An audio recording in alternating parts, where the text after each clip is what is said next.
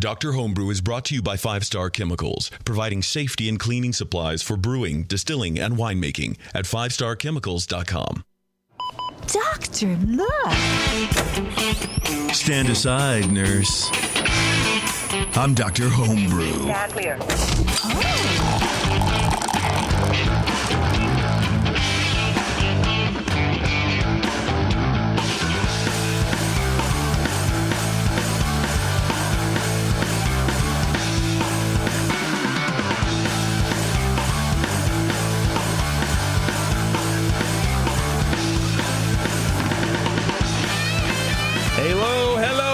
Welcome. It's another edition of Dr. Homebrew, the best show on the Brewing Network. I can say that because whatever I say is true. You don't listen to any of the other shows at all? You couldn't find one that's even a little... One that's better than us? No, it doesn't exist. It doesn't exist. It literally doesn't exist. This is the best show on the Brewing Network. I'm going to say it over and over again until someone believes it. We have a good show for you guys tonight. It's the stout hour because we have, what do we have, Brian? I forget now. We have an Imperial Stout. We have stout with booze and stout with extra more stout. Stout with booze and extra. We have an Imperial Stout with... they're both Imperial. They're both Imperial Stouts. This one, I believe, has GrogTags. No? Maybe? I don't know. Who knows? Rye whiskey barrel aged Russian Imperial Stout. So we'll talk to the brewer of that and, figure out what else happened this label in that me. beer. There's some symbolism on here. It's something. Devil beer. And then we have, an Imperial Stout, just a straight-up 20C Imperial Stout. Yep. So needless to say, we're going to get super hammered drinking Imperial Stouts all night. Well, we already judged them, so we're halfway there, and we're good. Yeah, I'm not sure I can talk tonight. I'm just going to sit here and laugh a lot. I said, why risky earlier? I was like, it's a why risky barrel that they aged that in, right? Let me just get your keys from you, Brian. I think you got a lot of work to do. You got a lot of water to drink. I need them to open the bottles, so leave them here, please. This may be another night where I sleep on the BART and wake up at the airport instead of getting off at my station. So my wife doesn't like that.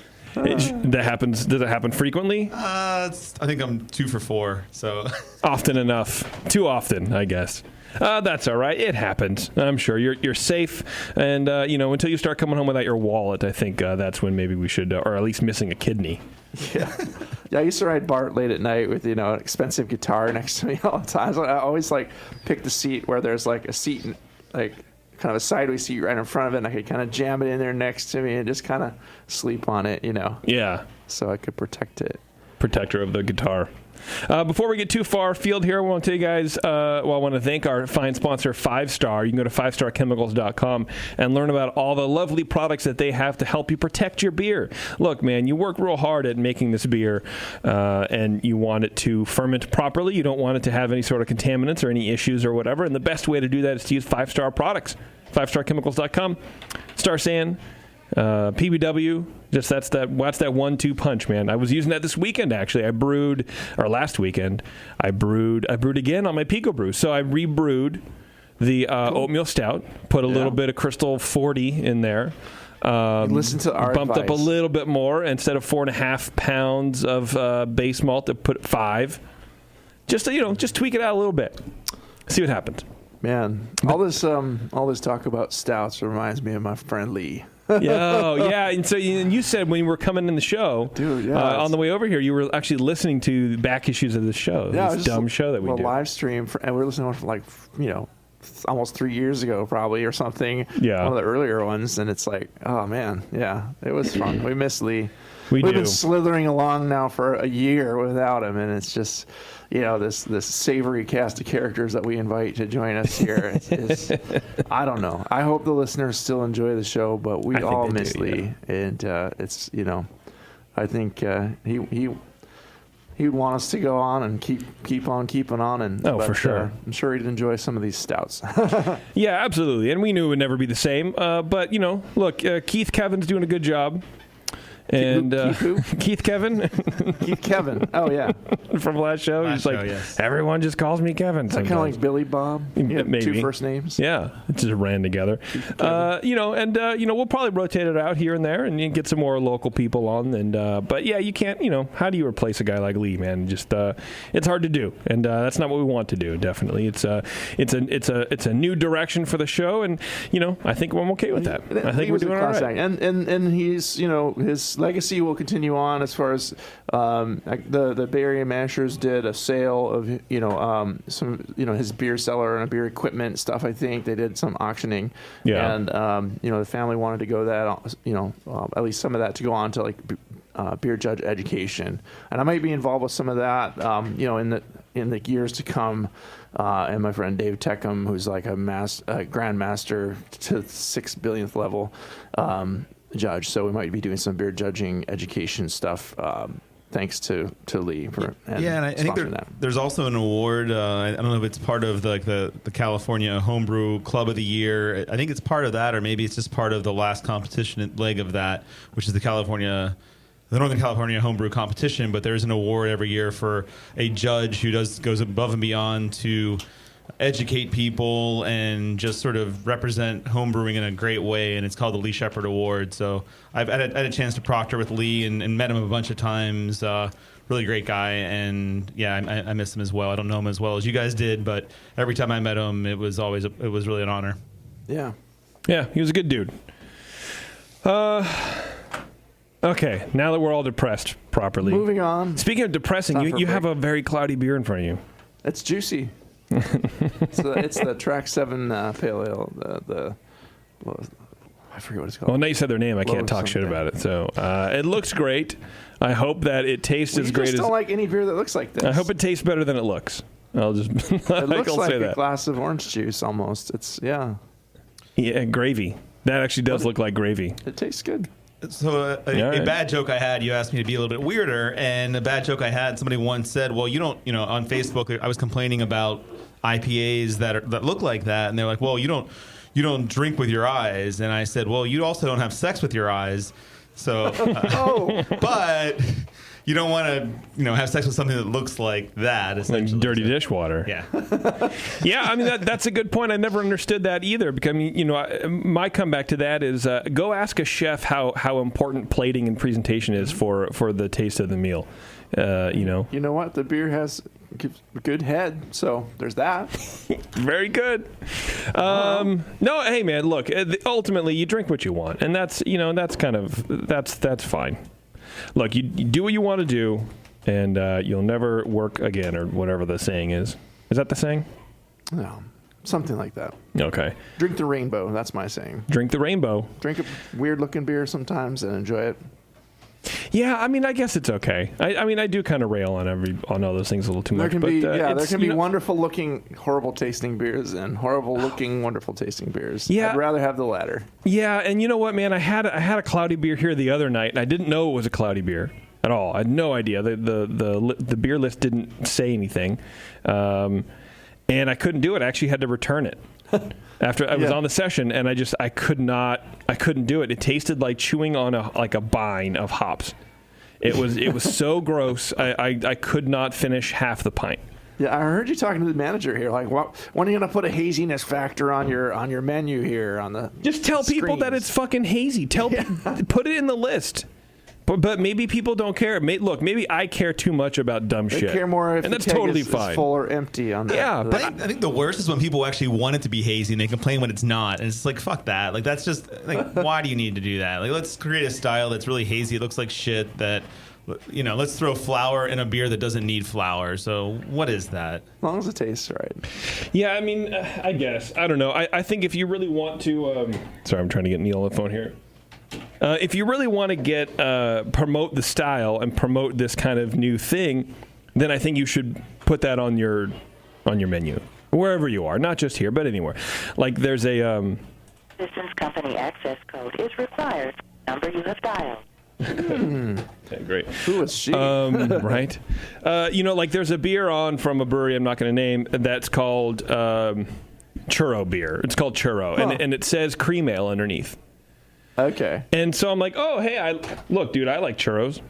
Yeah, churro sounds good. Let me try that. And one of the guys at one of the bartenders here was like, oh, well, it's spiced, right? Well, no. How am I supposed to know? And he gave me a sample, and if I had a pint of it, I would have been pissed. Oh man, I can't get a hold of Neil for some reason. Neil, dude, if you're listening here, I'll send you an email. I can't dial you out, so you're gonna have to either Skype, add me on Skype, or 888-401-2337. But anyway, I couldn't deal with it. I was like, I would have been pissed. I was like lactose sugar and cinnamon, and I would have been very, very upset. So I think if you're running, you should tell people. Just tell me, so I can be informed and be a hateful bastard on my own. It's easy to overspice a beer for sure. You can something subtle. I could drink a pint of, but I don't really seek out intensely spiced beers either. Also, when did lactose become part of a cream ale? I mean, that's taking the word cream ale and changing it to something else that it's not what it's meant to be. It's not Genesee Cream Ale or Little Kings or something like that where you're used to. And granted, they may not be the best beers, but you expect something when you hear cream ale. And then it's a lactose and it's on nitro, and then you're like, what the hell is that? That's not cream ale. Welcome to the West Coast, Keith. I agree, man. And you know what? Actually, speaking about beers and where you can find them, we've talked about this before, but where did it go? Motherfucker. Every time I try to do a show, things are not where they need to be. The free Brew Guru app. You guys, have you guys seen what that can do for you? I'm sure you have it downloaded on your phone. I have it on my phone. I think it's great. It's built for homebrewers and beer lovers. The Brew Guru delivers sage brewing knowledge and money-saving deals at breweries, beer bars, and homebrew supply shops. It's pretty great. You just tie in your AHA membership number into the app, and then when you go to these places that gives you a discount, you're going to show them the app. Show them the phone, with your card in. You don't have to dig in your wallet and do all that kind of fun stuff. Yeah. It's a powerful mobile app. It's designed to help you and craft beer lovers like you explore the wide world of beer. You can effortlessly find deals and save money on beer, food, and brewing supplies. You can read a bunch of articles from Zymergy and, of course, the powerful brewery locator to find nearby breweries, taprooms, beer bars, homebrew supply shops, and brew pubs, all giving that AHA discount. The lovely AHA discount. You can find it in the Android store or the Apple iPad store or whatever it is. But check it out also, homebrewAssociation.org. Supposedly there's a craft beer bar, I'm on the app right now, close to here called the Hop Grenade. Never heard of it. 10% off all beer, draft, and bottles. That's, it's 0.2 miles from here. I'm surprised I never heard of it. 0.2 miles. That's too far for me to go. No, 0.02. I'm sorry. Oh. It's very close. That's still too far for me to go. You can't walk around. I wonder if that's like the front door. You can Uber it, man. Uber everywhere. Okay, let me take a break, and we'll try to get Neil on the line. Let me take this guy out here, too. Yeah, all right, we'll try to get Neil on the line, and we'll try to be drinking some stouts, man. It's Dr. Homebrew. Stay tuned. We'll be right back. Hello, fellow BNers. This is Sully from the 21st Amendment Brewery located in San Francisco, just 2 blocks from Giants Park. Before Nico and I opened the 21A and before I was a professional brewer, I homebrewed on my small 4-burner apartment stove in a back house in Santa Monica, California, making my extract brews before graduating to the daunting idea of all-grain brewing.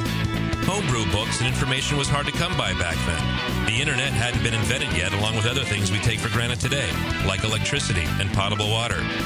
One thing I wish I had back then when I was learning was a radio show that could teach me the ins and outs of brewing and answer questions that I had about homebrewing, a resource for making great craft beer.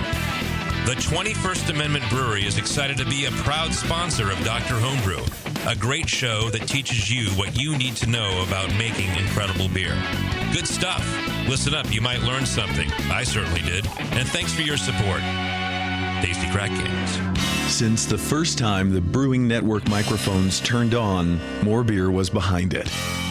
More Beer sponsors the programming on the BN because, like you, they love brewing. And like the Brewing Network, they love sharing their knowledge. Morebeer.com isn't just a website to place your next equipment or ingredient order. Morebeer.com also gives you access to free beer information that will make you a better brewer. Go to morebeer.com and click into the Learning Center. You'll find podcasts, technical facts, video tutorials, and more, including access to The Buzz, More Beer's social network of more than 5,000 members. And some of them might even be crazier about beer than you are. Get over to morebeer.com today and take advantage of The Buzz, the forum, the Learning Center, and make sure you're signed up to receive the newest More Beer catalog. More Beer, bringing you absolutely everything for beer making.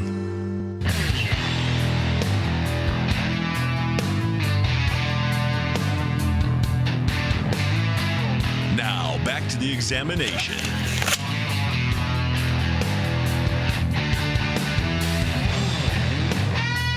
Thanks for hanging out, everybody.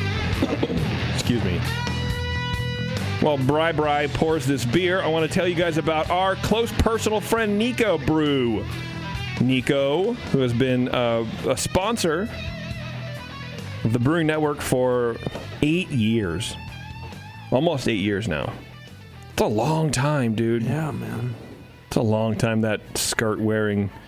Anyway, I love Nico Brew. Nico's a good dude. He has the hops you're looking for, from your standard recipe staples to those hard-to-find hops. After 8 years, they're still offering their famous $5 flat rate shipping. And with their super fast turnaround, you'll be brewing in no time.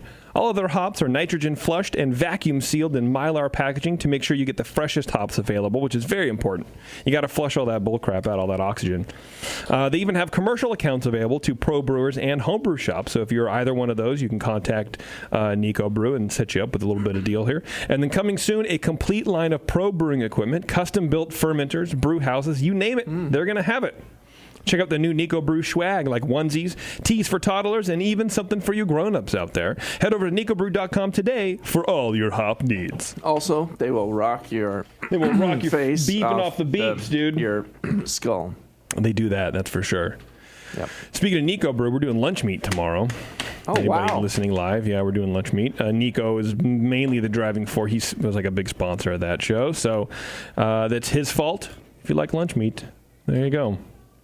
All right, Neil cannot join us today for some reason, so we are just going to go ahead and throw his beer around. He's busy playing guitar for the band Journey tonight, I guess. This is, he has a cool label. I wonder if it's a GrogTag. I should probably try to pull it off. The Carpathian Rye Whiskey Barrel Russian Imperial Stout. Yeah, the label's really cool. It looks It's a pretty like badass label, dude. GrogTag Let me or see if I something, can but not sure. put it on the camera. All right, Brian, you want to start us off with this monster bomb, dude? 11.6%. Yeah, well, you can go higher on an Imperial, but hey, yeah, I looked at that after we tasted it, and I was like, well, I thought it was higher, a little higher, maybe. Oh, these are totally GrogTags. Look at that. It comes right off. Oh yeah, Perfect. the rye whiskey comes through, very nicely. It's not overpowering. It's nice, and it's rich but still fairly smooth. There's a lot of kind of chocolate and fruit in here, like lighter chocolate. The roast shines through a little bit over that, but it's not intense. I think sometimes roast can get a little bit dulled by booze and. I think we might have Neil. Neil, is that you, buddy? That is Neil. How you doing? Hey, how you doing, man? Sorry about that. I don't know if I was fat fingering your phone number or not, but it came in this weird number, so. Hey, no problems. Glad you joined us. We're just started pouring your beers, and Brian was just in the middle of describing them. Yeah. Nice. Yeah. So sorry, Brian. Go ahead, man. Yeah. I don't know if you heard that first part, but yeah, it's got some smooth chocolate, a little bit of roast in there, in tandem. No obvious hop. The esters, the fermentation generated esters seem to be pretty much in check. There's a bit of kind of plum and prune in here with the dark malts, but it's very clean. I didn't get any DMS or diacetyl. Appearance wise, I don't know, how do you go wrong with a stout? It's like hard to make a stout sometimes that you're not gonna, especially an Imperial where the head can fall flat anyway, right? But you're not gonna get full points for it unless you really muck it up. It's a rich brownish black color. The head is pretty much brown. It fades quickly to kind of a tight foamy collar, fine bubbles around the edge of the glass. The beer's nearly opaque here. You can see it's hard to tell the clarity, but it's it's a pretty looking beer. Flavor-wise, I'm getting rich malt, cocoa, and smooth booze. And again, some fruitiness, some raisin, plum, prune. There's some definitely obvious alcohol here, and I'm getting a little bit of heat. Yeah. It tastes like a shot of whiskey in a way. It comes across like you're sipping a little bit of rye there. It's kind of cool that way. The wood notes seem a little intense. They're a little high and strong, but it's still smooth. It's just you get that rich alcohol all the way down the throat, and it finishes kind of medium sweet. It's not too dry, so there's the sweetness plays off it.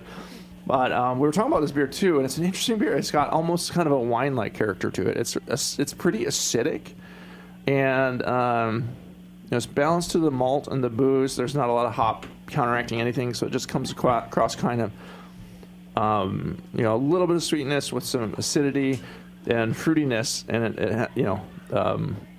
Keith called it. It's got a very wine-like character.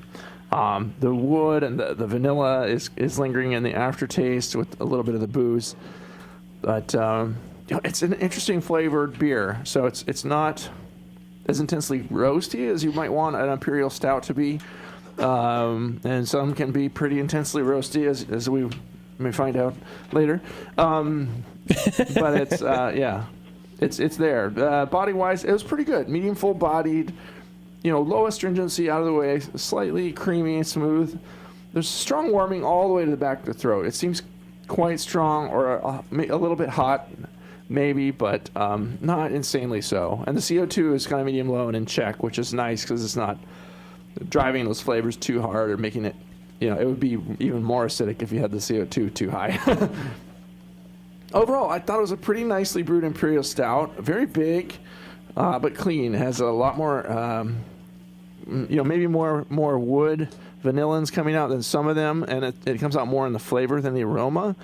And the booze isn't too intense. I like that it's balanced with the style that's there. There's enough sweetness to keep it interesting. I would age it on the wood just a little bit less. Maybe keep the booze about the same, and maybe find a way to bring up the roast a bit and. Cut down on the acidity somehow if you can. I don't know what the water profile you started with was, but and it's not, I don't know. It might be if you acidified your water, it might have gone a little too much that way. I don't know if with this beer you wouldn't really need to. You'd want a more alkaline water. So if your water's more neutral, or you might want to adjust your water to get it to play better with all the dark malts and have it work a little better there. But it's an interesting beer. I liked it a lot. I gave it a 37. I thought it was very good. Cool. All right. Awesome. Keith, what do you think, man? It's your turn. Your turn to shine, buddy. Thanks. I'll try to shine here like the supermoon, I guess. or tortilla on a window, which I thought was pretty awesome, by the way. That's pretty good, yeah. Anyway, I got lots of oak. To me, as Brian mentioned, I got a lot of red wine sort of character. I got the oak. I got some dark cherries, some dark fruit there, some dark berries as well. As it warmed, I got more of that rye whiskey. There is definitely some roast notes, a little bit of chocolate. Overall, though, very, very clean, no hops. But in terms of aroma, I enjoyed it. But it was, like I said, really reminiscent of a red wine, which I thought was interesting for the style. But overall, I did enjoy that aroma. Appearance, as Brian mentions, it is very, very dark, black. Try to shine a flashlight through it. Couldn't really see it through it. There may be a little bit of haze, but that's really hard to detect. Big tan head. Sticks around there for a while. I don't do it justice, like with the color sort of thing that Brian was talking about there a minute ago. But I thought it was generally a very, very pretty beer. Lots of alcohol and flavor, dry, and then that hint of tartness. And I think that also played up the wine characteristic with the low roast. Once again, cherries and berries. Reminiscent of red wine all the way through for me. Maybe with a little bit of roast with it. As it warmed, I got more of that rye character, some of the alcohol there from that too. But overall, the sweetness was Probably balance-wise, it's probably more toward the sweet and less toward the hops. But overall, not one way more than the other. But I thought that probably for the beer style would have more sweetness, more roast. Mouthfeel, lots of warming, medium body. Seems a little low for the style. Style calls for high to very high body, and it was a little on the low side. Carbonation, medium, which is fine. Just a touch of astringency from the roast. A little bit of creaminess, and then a definite alcohol mouthfeel there. Sort of lasted. Overall, I really enjoyed the beer. I just thought for a Imperial Stout, it was missing a few things in terms of roast and body, and just that sort of creaminess. More to me, and then the barrel aged stuff. I got some of the whiskey, got some of the vanilla, but the tartness was a little off for the style. Tough thing to do though with Imperial Stout, especially aging in oak. You do tend to pick up, the pH tends to drop first of all in a stout, unless you as Brian mentioned, have your water profile, so your mash is in probably around 5.4, something along that range, and then you can tend to drop a little bit in the barrel as well. Very little oxidation though. I was impressed by that. I didn't get any oxidation notes, but probably could age some more, and maybe even aging would probably.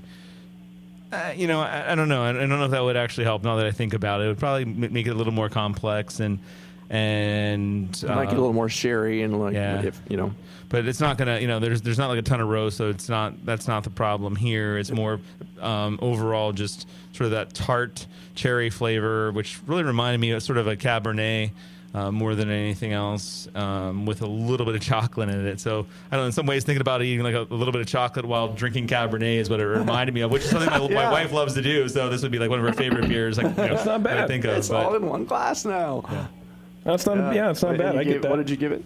I gave it a 30, and not that I didn't like it. It was more just that for the style, it was a little off. Needs a little adjustment. Yeah. All right. What do you think, Neil? Do you have any questions for these guys? No, I mean.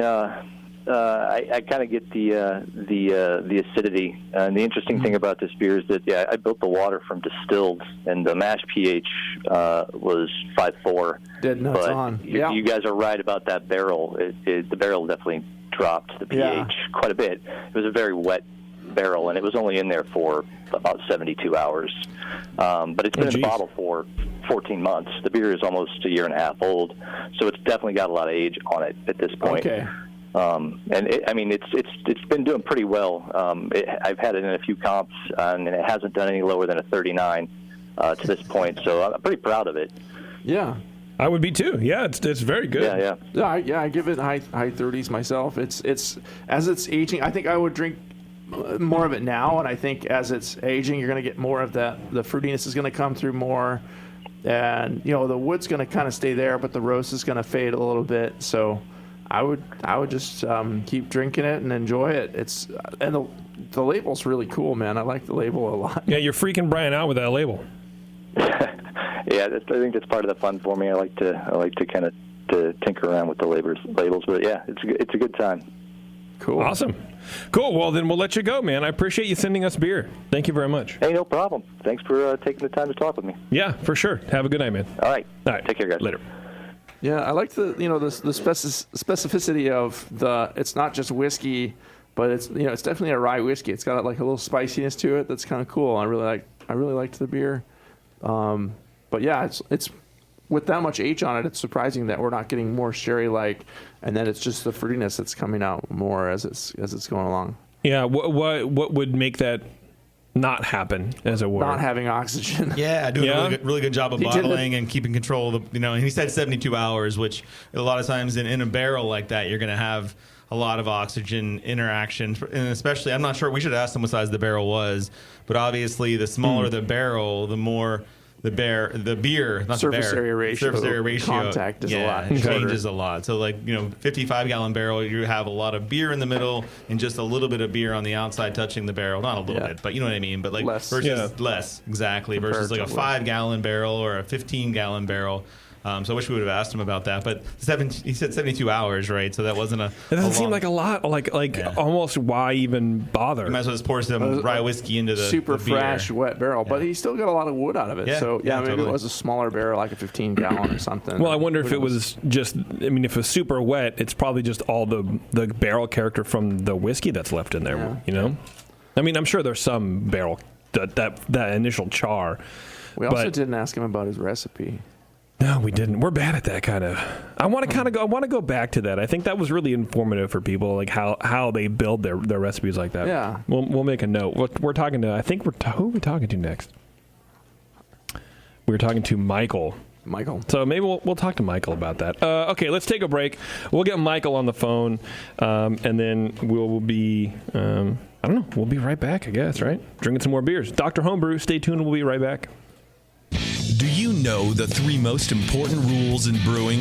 Sanitation, sanitation, and sanitation. And no one does it better than 5-Star Chemicals. 5-Star knows sanitation. You can only sanitize clean equipment. And 5-Star knows how to clean, too.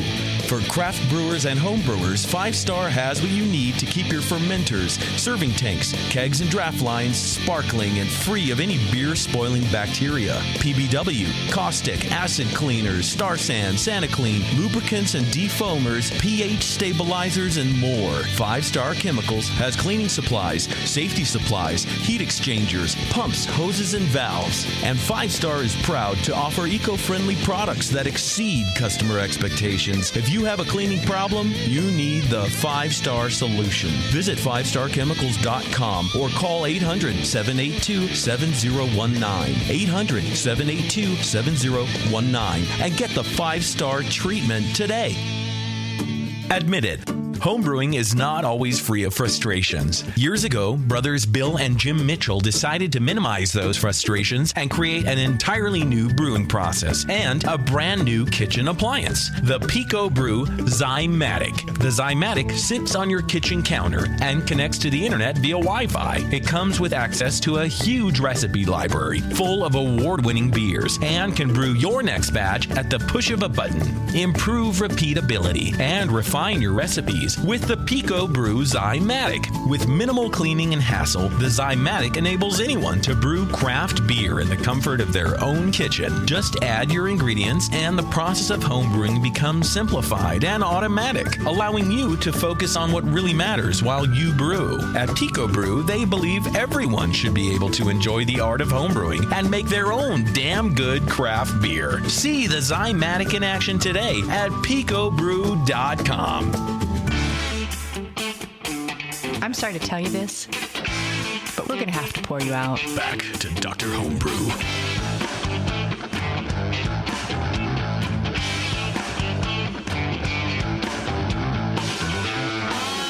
All right, thanks for sticking with us, everybody. Before we get to Michael, I want to remind you guys about the new beer that Deschutes Brewing has out called Armory Experimental Pale Ale. It comes in at 5.9 ABV and 55 IBUs.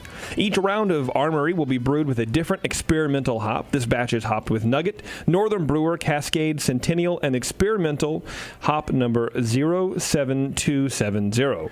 Which, look, if that goes to market, it's not going to be called that. But, the numbers are cool, man. I like hearing that kind of stuff. Will they let us name it? Like, if, they're sponsoring They should. the show? They should. We can come up with a cool name, Hoppy McHoppy Face or something. To celebrate, Deschutes is giving away a trip to their experimental hop farm up in Oregon. Simply snap a photo of you enjoying their new Armory XPA and share it on Instagram or Twitter using hashtag Armory XPA and at Deschutes Beer. You got to tag them or else they're probably not going to see it. For more info, head to DeschutesBrewery.com/XPA. It is a really good beer. We've had it here before. I enjoy it. I think it's a pretty solid Pacific Northwest IPA with a kind of a fresh twist with that experimental hop. It's pretty good. I like it. Deschutes is cool. I remember going up there in Bend when it was just like they were just doing their first expansion, like a long time ago. They're like way bigger than that now, but yeah, cool place. Yeah, for sure. All right, let's get Michael on the phone. While we do that, you want to pour his beers there, friend? Yeah, we got a swing top bottle here. And just, all right. There we go. Michael, are you with us? Yes, sir. All right. How you doing, man? Good. How about yourself? Perfect. sitting in a studio drinking beer, man. It's a pretty good life. Awesome. Imperial Stouts all day. So, so you have an Imperial Stout, huh? Have you brewed this style before? Or is this your first shot? This is my first shot. Nice. How long have you been homebrewing? Couple years, but really inconsistent. This was only my 8th beer that I've ever made, so it is an extract batch with some steeping grains. Okay. That's fine, man. That's fine. You got to learn somehow, man. So I think with these bigger beers, like barley wines, Imperial Stouts and stuff, you can get away with using the extract, and especially with a stout, there's so much else. The specialty grains are what it's all about, and the base malt. Okay, you're not going to detect too much of whoa, was it Maris Otter or US 2-row or some simple extract under there? Yeah, that's cool. All right, Keith, you want to start with this lovely beer here, man? Love to. Okay, on the aroma, I get some chocolate notes, rich, sweet, just a touch of coffee, light alcohol, a note of soy sauce, hops, not really picking up much in the way of hops. Otherwise, very clean fermentation, some caramel and prunes, and as it warmed, I got maybe just the light oxidation sherry notes, but not over the top there. Appearance-wise, black with just highlights of ruby when held up to the light. Probably not really opaque, but fairly close to that. Medium tan head. Some legs there with that. Flavor-wise, got a big roast flavor. Probably more than I anticipated from the aroma. Yeah. The aroma, I was thinking more of like a chocolate, maybe like a dark chocolate. I got a lot of roast. Somewhere falling in between maybe like a semi-sweet dark chocolate to almost just dark, bitter cocoa, unsweetened cocoa flavor. Not much hop flavor, but some bitterness there. Lacking really in terms of sweetness. So the balance goes all to the bitterness, and I think that's a combination of both the hops and the dark malt. So the balance is really more toward the bitter side than the sweet side. A little bit of caramel character, some toast. For me, I guess the flavor-wise, I'd say it's a little sharp for the style. Medium full in body, a little lighter than I would expect for the style. Alcohol warming is medium high, it's not a hot mess. It's one of the favorite things that Brian and I saw today in the guidelines. It says it should not be a hot mess. So this beer does not equal a hot mess, so that's definitely a good thing. Not quite there yet, huh? Carbonation is medium. It's fine for style. Little lacking in creaminess. It's a big thing for this style is that you want to see some creaminess. Didn't really pick up much of that. So overall, I thought it was really actually well fermented, clean. Thought it was a little on the higher end for roast and hops and alcohol. I guess alcohol we're kind of there in the middle. I think the beer we just had a minute ago, we just tasted made this taste a little less alcoholic, but I still thought it tasted a little hot, but maybe not now. And then the more that I think about it, love to see more creaminess. Maybe now that I find out it's an extract, it's kind of hard to do, but love to see some, for an all grain version of this, see some flaked barley, maybe some oatmeal, something like that to sort of give you a little more of that creaminess there, and love to see some more body as well in the beer. You could do a big mini mash or something, get definitely. A big, All right. Yeah. And overall, I thought it wasn't, to me, it was like a little bit short of being astringent, but it was on the borderline there. So I'd love to see a little more sweetness and a little less roast, or even maybe a little sweetness to sort of balance that out. Overall, I gave it a 33. All right. Yeah. Brian, go for it. Rich roasty malt up front in the nose. Lightly ashy, but not insane. Clean alcohol, obvious. I don't know how much, but what is the ABV on this one here, Michael? It came in about 9.5. Okay. Well, that's nice, yeah. That's pretty decent. Is that the low end for that, or what is that? It's toward the lower end. It's not, it's kind of like a old Rasputin kind of level. Oh, okay. Okay. They can go up from there, but you don't need to. You can get a nice 9%er and have right. have the richness you want, and yeah. So yeah, there's There's a little bit of coffee-like in here, and some, very dark chocolate in the aromas. No obvious hop, no diacetyl DMS. It seems cleanly brewed. Fruity esters are kind of medium. It was a really inviting aroma. I liked the aroma a lot. Appearance-wise, deep, again, brownish-black color with a light brown head. It sticks around pretty well.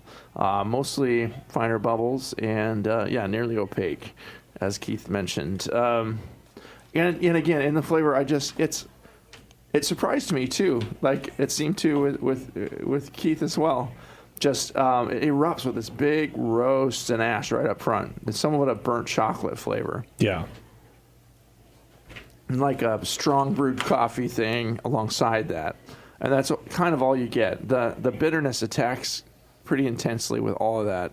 And it's malt, not really hop. It's covering up any of the pleasant dark fruit notes that I'd like to sense more of. They're probably there, but it seems like they're getting... they're poking out a little bit, but they're just getting covered up. And it finishes fairly dry. So, beneath all that roast and ash and with the dry finish, it's not playing quite the way I'd like it to. I want just a little more sweetness, and I want a little more middle malts and warm chocolates, not the dark burnt stuff. But the flavor was surprising. It's not bad. These are kind of fine points, but it's just off balance to me. But it's very flavorful. So mouthfeel-wise, it's full-bodied with firmly... It seemed like high carbonation. That might be part of what's driving all that flavor, adding to the bite of the beer. And so I don't know if you were overcompensating, if it was like a keg fill and you were doing a bottle fill with a little extra carbonation to get it so it would be right when it lands here. But also there was also kind of creeping up, bubbles inside the bottle and foamy, frothy stuff, and almost maybe a chunk or two. But it's pretty carbonated inside the bottle, maybe more so than when it left your house. I don't know. Maybe it was still going. But otherwise, there's some obvious warmth in there. It's not too harsh. It's smooth and clean. The beer is very drying on the tongue, is what I found. It's not as creamy smooth as I want it. So echoing a lot of what Keith said. So the astringency is it's not insane. It's out of the way, kind of medium low. You can always get a little bit of that when you're using the dark malts. It's hard to keep it super clean and smooth, but yeah. So okay, not that Imperial Stouts are meant to be subtle, but wow, there's a lot to chew on here. It's the richer, roastier side of the beast. It's the malt richness and the darkest flavors winning out over everything else. Just almost smoky and a little campfire-like. I won't call it a hot mess either. It's a nice beer. It's still quite well brewed. Technique-wise, it seems like you're doing a lot of things all right. It's very drinkable.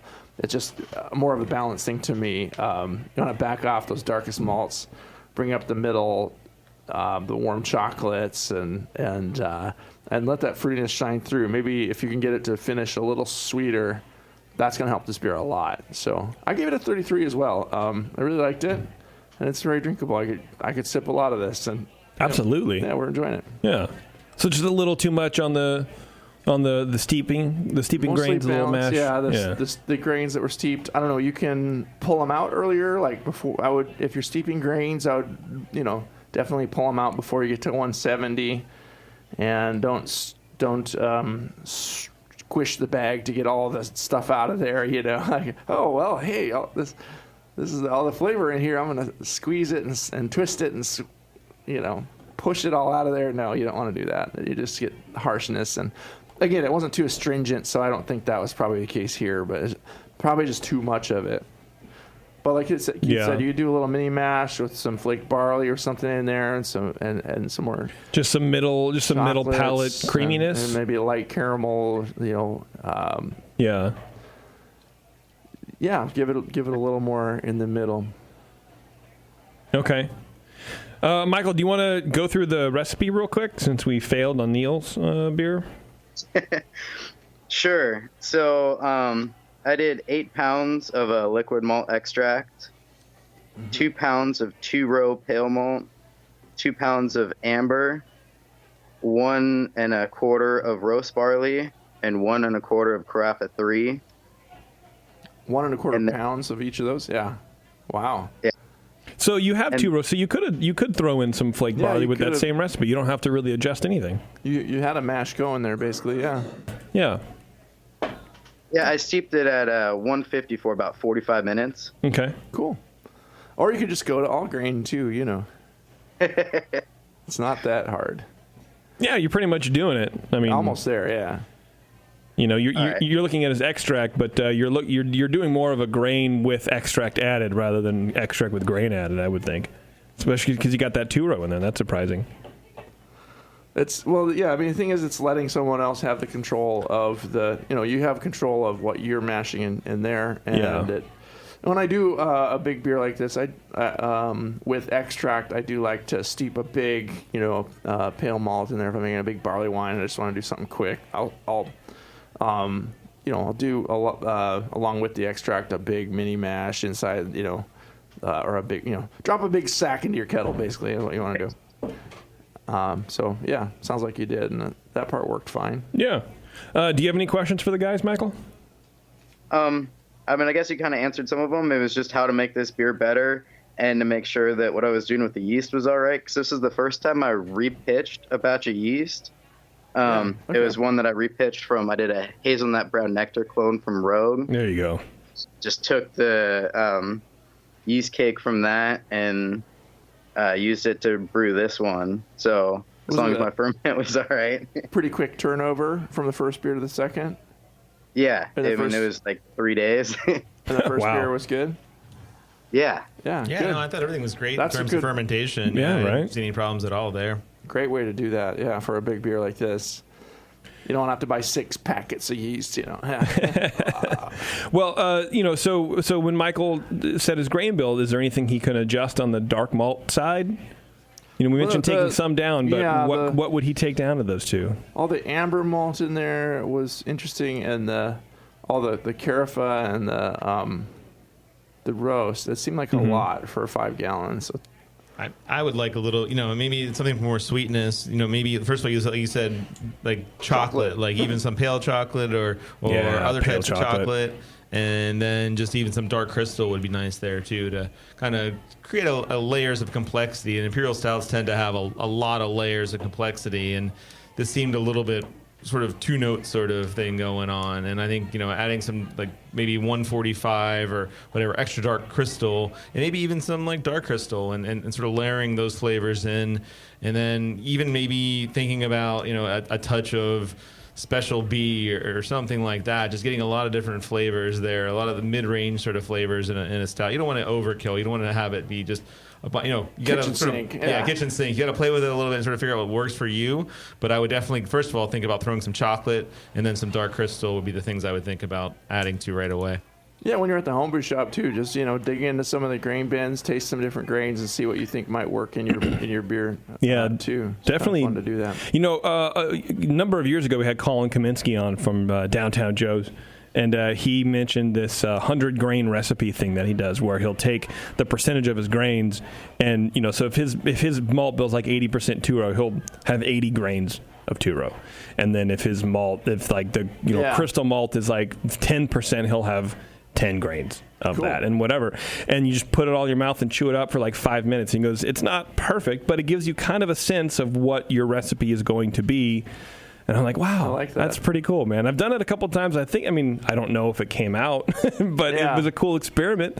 So maybe you can try that as just kind of a cheater way when you're at the shop to get a meal in, and then to figure out what your recipe is going to taste like. It's like mixing Jelly Bellies to get like a drink flavor or something. Yeah. I used to do a little bit of that with decoctions, where I would chew up some of the grain and then spit a third of it into a little cup and then throw it in the microwave and cook it, and then put it back in my mouth, try to get that decoction flavor. That's what I would do. No, I'm kidding. Another thing, Michael, that you could do would be with the base malt instead of the US 2-row. You could try some Maris Otter or something that's going to give you a little fuller, more flavorful malt backbone in there too. But also just keeping it from drying out so much, and if you steep it at a little higher temperature, I think you said you did 150 for 45 minutes. Take it up to 156 or 157, or if the extract that you're getting is just drying out to nothing anyway, then go, on the higher end. If you just need a little more sweetness, go in between. But yeah. This beer went from 1090 to 1018. Oh yeah. That's not too bad. Wow. It's a pretty good drop. But my Imperial Stouts tend to stay a little bit higher than that for some reason. Yeah. Yeah, that's interesting. Awesome. Well, if that's it, Michael, we'll let you go. Yeah, thank you guys. Cool. Yeah, thank you, so much, man. I yeah. appreciate it. Thanks for sharing. All right, man. Take care. Yeah, you too. Later. Cool. Good beer. I like it. Okay, let's go back real fast to Neil, because in his notes here, my little form that I have everyone send out, he did put down his thing. So if we can remember that real fast, he says, "This is the second beer that I have ever brewed." Wow. It was brewed as an all grain, as an all first runnings, no sparge beer. 2 mashes. Hold on a second. 2 mashes combined for a 6-gallon batch. This was done to accentuate the malty character of the beer. Cane sugar was added to primary fermentation to dry the beer out. Following primary fermentation, the beer was transferred to the whiskey barrel for 72 hours. He told us about that on the air. It was then bottled with cane sugar and champagne yeast, as the ABV was too high for the London ale yeast to reliably carbonate the beer. It's been selling for about 12 months. Details are below. He says, hopefully it's more than you would need. Yes. Cool. Thanks. So fermented with WLP 013 London Ale. Batch size, 6 gallons. Original gravity 1095. Final was 1020. He mashed for 60 minutes at 150, no mash out. Mash pH was 5.4, he mentioned. Boil time 60 minutes, blah, blah, blah. Ingredients. Okay, here we go. Floor malted Glen Eagles Mare's Otter from Crisp at 72.5%. Black barley from Crisp at 750L. That's 1.7 pounds or 6%. Black patent malt 3.9%. Chocolate malt 3.9%. Brown malt 65L was 2.3%. Crystal 40 at 2.3. Crystal Dark 77 was at 1.8%, and then cane sugar was 7.3% of the grain bill. Yeah. That's interesting. See, so you have 2 very different beers side by side. Yeah. One has a lot of different malts playing against each other, and almost, maybe bordering on the kitchen sink thing, but still, quality malts, that crisp stuff in there, and really good. Trying to fill out that flavor profile to where it's shining through with a lot of different flavors, and the the roast, I think earlier on, 8 months ago or something, was probably at a perfect level, and playing off everything else that was there. But it's not oxidized, so it won't decline too badly. It's probably just going to get more wine-like and smoother even. So it's probably going to become even more interesting, Yeah. And he said he built his water from scratch. Speaking of that, people who love building water from scratch are going to love the iDip. It's made by the guys at Smart Water. The Smart Water testing kit, the Smart Brew water testing kit. My brain is trying to read too quickly. It incorporates a revolutionary photometer system, which is the first and only one on the market with its own app. It's for home or commercial use, because we all know it takes great water to make great beer. We've been tasting it all night. The only meter on the market that runs water tests with no math needed on your part. So if you're a big dummy like me, you're going to love the iDip, man, for sure. It's the first handheld water tester that has its own app. It pairs via Bluetooth and updates your water results to the app on your phone, which is pretty cool. You can email the results of your water test to the rest of your brewer team, or post on your Facebook page on your Homebrew Club. Get the lowdown on your base water profile. You can test over 40 different water quality tests. 4 come preloaded, but you can test for things like total alkalinity, chloride, calcium hardness, pH, sulfate, and more, with only using 4 milliliters of water for each test, which is pretty cool. It's really cool. You know what? I was brewing with a buddy of mine we made a Celebration Ale clone, and I brought my iDip over, and he had just installed some water filtration to his garage. He has a different softening system going to his house, so he's got nice brewing water for his garage, and he instantly hot too in his hot water tank, so he can just get his mash going right away almost. Oh, wow. And it's really cool. But the coolest thing was just knowing where we were at and being able to adjust from where we were to where we wanted to be, just like that. And it was like, That's really cool. 10 minutes to test it or whatever it was. Yeah, because to get the full water profile, just know exactly where we were at. Because you can get your county water, your municipal water test, but that's every 6 months. You never that know changes. what they're flowing right then. Yeah. You want to know what it is right there, especially if you're building from scratch. If you want to build your water profile, the iDip's the only way to do it, in my opinion. So check it out. Anyway, you can go to smartbrewkit.com, use the code TBN10 at checkout, and you'll save $10 on either the standard or advanced Smart Brew testing kit. Smartbrewkit.com. Okay, let's give away some stuff. All right, what do we got? Well, what do we have? We have our standard... we have our $40 gift certificate from GrogTag, the $40 at least your beer will look good gift certificate. Well, I think that's going to the only beer that came in without a GrogTag on it, so that's probably appropriate, right? Oh yeah, for sure. So Michael, there you go, $40 to spend at GrogTag. Check them out. They have tap handles too, man. If you're into the whole tapping thing. So then that means Neil wins the beer bug. Our good friends at Beer Bug are giving Neil a beer bug. You guys, we've talked about the beer bug before. It's a really cool system. It sits on top of your carboy. It connects via Bluetooth, Wi-Fi, or whatever the technical term is, and it has an app as well, and you can check out exactly what's going on with your beer at any given time. You know when it's kicking off. You know when the fermentation is dying down. This is great for all kinds of beer styles, man. If you're kind of one of those people that adds sugar additions to your beers, if you're one of those people who's wants to stop the fermentation at a certain time, if you're making a cider, making a mead, the beer bug is the best way to do it. Check it out, beerbug.com. If your fermentation's stuck, it's not right off. Stuck fermentation, man. No more rushing home. You know how many people we've talked to on this show alone who tell us about their fermentation schedule and they have to rush home at work. They have the luxury of being able to do that in their lunch hour. You don't have to do that anymore. They lost their job because they lost their job. They didn't have the beer bug. Beer bug saving jobs since 2000. The only thing that it doesn't do, I've noticed, it won't mate with other beer bugs and create like a bunch of them running around your house. Well, no, it's like Jurassic Park. They're only females because otherwise, you know what I mean? Gotcha. Then there's no business anymore. Yeah, there's no business anymore. If you have all female, male and female beer bugs together, then you won't have a business to sell beer bugs anymore because they'll just be everywhere. They'll be reproducing on their own. And nobody needs that. Nobody needs all the beer bugs. Just one or two or three or four or five, maybe 10. Yeah. Depends on how crazy you get. You don't want to have to call the exterminator. I'd love to try one of those on meads. I think that sounds like a really awesome sort of, really good for meads, yeah, for sure. Yeah, awesome, man. Well, maybe we'll hook you up with the BN one if we can pry it out of Brian's hands. Yeah. I think that's it. I'm playing the outro music, so I hope that's it. Did we cover everything, Brian? We did all the beers. We gave all the prizes away. All the stouts. Yeah. We did both of the stouts. Talked about the HA, iDip, beer bug. All the fun stuff, right? 5-star. 5-star. So Neil got the GrogTag. No, Michael got the GrogTag. Neil got the beer bug. Yep. Nice work. Michael got some GrogTags. Perfect. I love giving stuff away. It's fun. All right, everybody. Thank you very much for joining us. Thank you, of course, to my co-hosts, Brian and Kyle, Keith, Kevin. Like 2Ks. Drop it to 2Ks. Yeah. Just 2? Yeah. Well, we were giving you a prize. We're giving you a raise, days, man. We gotta, avoid those connotations these days. All right, everyone. Thanks for sticking with us. If you're listening live, and why wouldn't you be?